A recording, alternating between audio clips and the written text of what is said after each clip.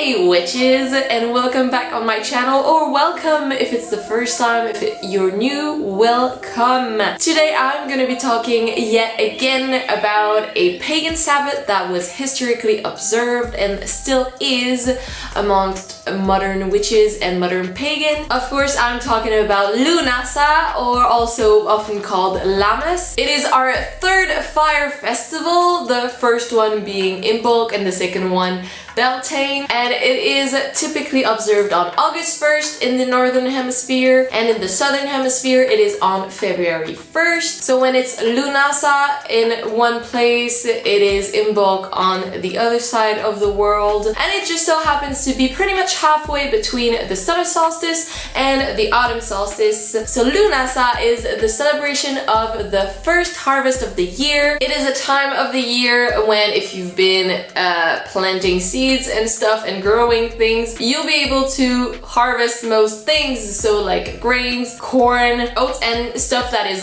vital for pretty much any meal throughout the year. So it's about picking up the fruits of your labor, yes, on the land, but also spiritually and in your life in general. So I guess a key word for Lughnasadh would be fulfillment. So in terms of terminology, the word lammas comes from Old Anglo-Saxon, which means loafmas. It's celebrating the first bread being baked after the harvest, using the harvest. So this term is also used for the pagan Sabbath, but if you Google it quickly, it will say Christian holiday, so I guess it's also observed by Christians. It's probably sort of the rip-off version. And the name Lughnasadh comes from the name of the Celtic god Lugh, and it sort of means commemoration of Lugh, I think, or something like that. Something that has to do with Lugh. We're gonna come back on Lugh specifically just a little later, but for now we're gonna talk a little bit more about what is the celebration, and again later on how to celebrate it in the modern day and age. I said modern. Ooh, what a twist. Maybe the modern day is supposed to be about the mothers. We remember at Litha, the sun god was at his full potential, but now he is slowly fading as autumn gets closer. So the sun god is fading, but he lives still through the goddess and her child, and it's sort of the idea that the goddess is carrying the seed for future harvests. Lughnasadh is a time to enjoy the remaining warm days of the year in regular years, because this year is just cold as fuck. It's a time to enjoy the sun while it's still there, and it's also a time to acknowledge all of your achievements, all of that fulfillment I was mentioning earlier, and a time to practice gratitude for all that it's brought, all that your efforts brought, but also all that life brought. However, sometimes things don't always go as planned. So Lughnasadh is also a time to practice patience and remember that many things sometimes have to go through several cycles of life and death and rebirth and all that, just several cycles before it can come to its culmination and its full potential, I guess. Coming back to Lugh, he is a Celtic god of many things. He is master of crafts, god of arts, kings, and also god of light. He has many talents and has a liking for justice. He is good at making justice happen. He is a game inventor, a great warrior, among many things. Interestingly enough, the month of August in modern Irish is Lughnasadh, just spelled differently. In Scottish it is Lughnasadh, and in Manx it is Lughnasadh. That the memory of Lugh lives on. Lugh. Come on in. So why is Lugh celebrated in August, and why is Lugh celebrated just in general? Well, according to the myth, he brought peace between two tribes or two races, the Tuatha De Danann and the Fomorians, who were giants, who were a race of giants. They were battling for quite a long time until Lugh came along and then stopped the quarrel. And he became king. Since he was of both bloodlines, that helped bring peace between the two races. So yeah. But also, apparently, Lugh himself started the celebration and festival of Lughnasadh in honor to his foster mother Tatju, who is said to have died from exhaustion after clearing all of the plains of Ireland for agriculture, basically. So she paved the way for Irish people, the Celtic people, to be able to grow stuff, and Lugh apparently started the festival in her honor. Being the god of light, Lugh has a strong connection to the sun, so any other god deities can also be celebrated on Lughnasadh. Yes, he is said to have like this very long spear of light that pretty much connects him to the sun. Other associations are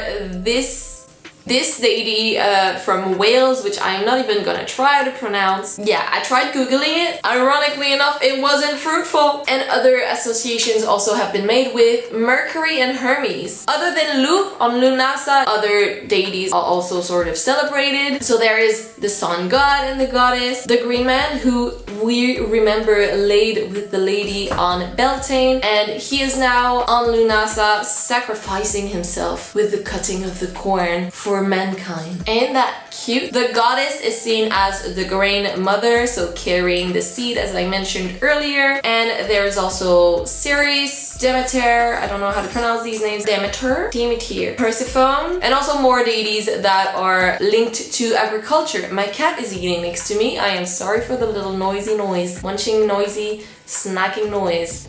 What? So historically, Lughnasadh was widely observed in Ireland, Scotland, the Isle of Man, in Wales, Cornwall, basically the whole Celtic world, and probably in different ways elsewhere as well. But there are actually mentions of Lughnasadh in some of the earliest Irish literature. During the Sabbath, most activities were done on top of mountains or hills. Said activities were the harvest, feasting, dancing, bonfires. We never change a good classic, bonfires. There were also games, sports and competitions, and plays. Just a variety of things, since Lugh was also very various in the things that he did and was good at. So the main theme around these celebrations and activities were most of the time about this story, this myth of the struggle for harvest between Crumduff and Lugh. Crumduff would guard the grains and Lugh would try to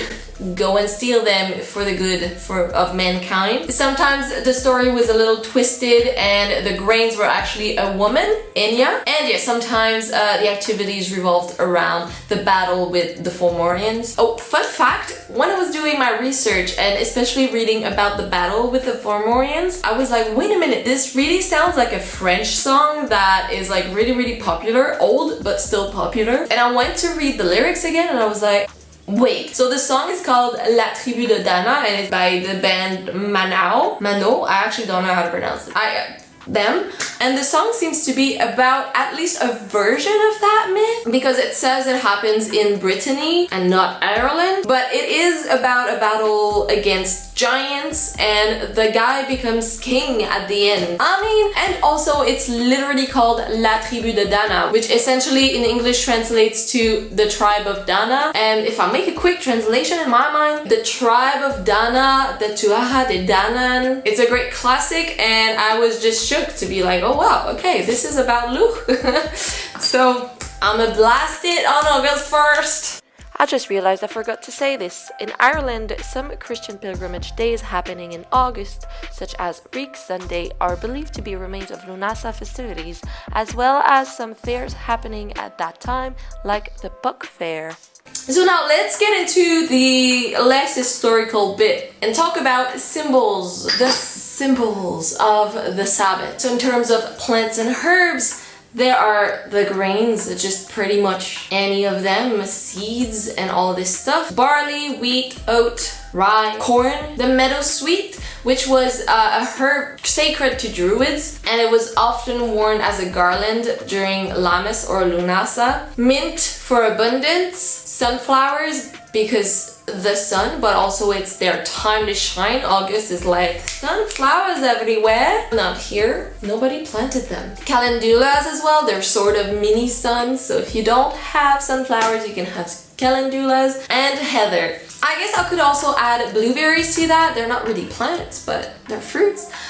Blueberries and blackberries, it's also pretty much the time when they're ripe, so there's that. Colors of the Sabbath are green, gold, yellow, orange, pretty much anything that can also remind us of the sun and of the crops. Brown, slowly getting into the autumn colors, but not yet. Other symbols are a scythe or any tool to harvest. Corn dollies, which look like this, and holly, which is actually in the Celtic tree zodiac. It's the tree for that period of the year. Now we're getting into the part on how to celebrate it. I know it's like far in the video, but I really like to get into the history and like the background. You can make a corn dolly. Back in the day, some people would dress it depending on whether the harvest was good or not. So if it was a good harvest, they would dress it as a corn maiden, and if it wasn't good, they would dress her as a calach or like a hag, an old bitch.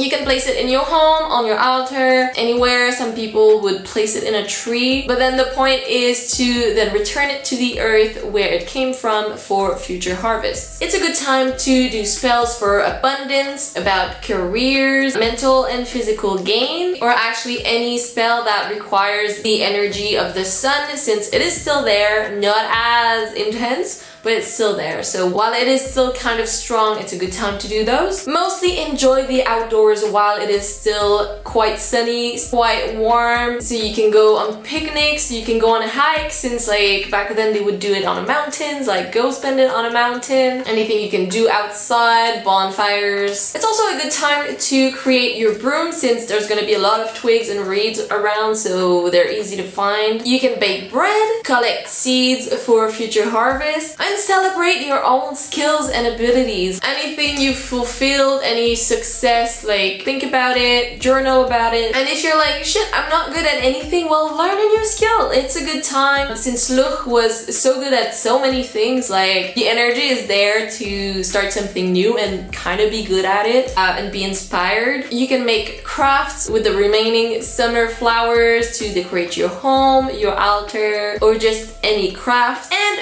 of course, most importantly, feast with stuff that you've grown, because like that's the point of it. Make food with anything that you've grown, even if it's just herbs from pots on your balcony, and be proud of what you've grown. Speaking about food, now let's get into the type of food you could eat. So you can make homemade bread, fruity berry wines or fruity berry juices, homegrown anything, as I said, so just use anything that you've grown. Corn, any form of corn, popcorn, sweet corn. As I mentioned earlier, blueberries and blackberries or other little berries, beer, and of course all the grains, oats.